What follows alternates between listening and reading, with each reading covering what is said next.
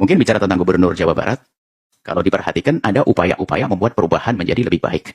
Dari sisi ini tentunya kita harus dukung, bukan gubernurnya si A, si B, si C. Kepada semua pemimpin, hendaknya kita punya cara pandang yang sehat. Baik itu saya dukung atau tidak saya dukung.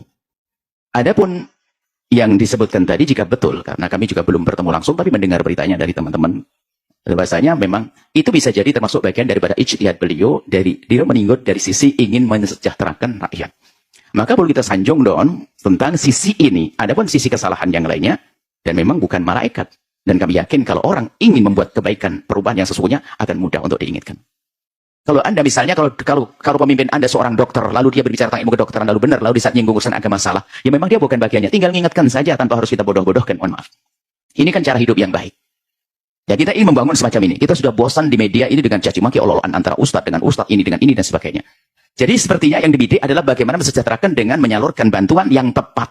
Nah tepat ini tentu tepat dari kita yang memilah-milih bisa memberikan, dari sisi lain yang ditepat-tepatkan, disesuaikan. Nah, dari dalam irama menyesuaikan. Sehingga ada himbauan barangkali kalau betul untuk vasektomi.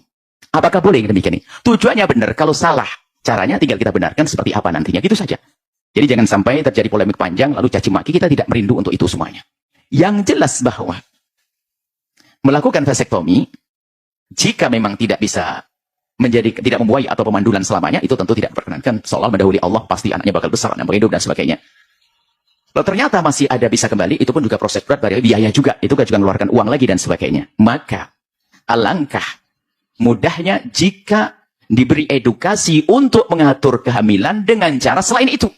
Yang ulama tidak berbeda pendapat, ulama tidak menyalahkannya.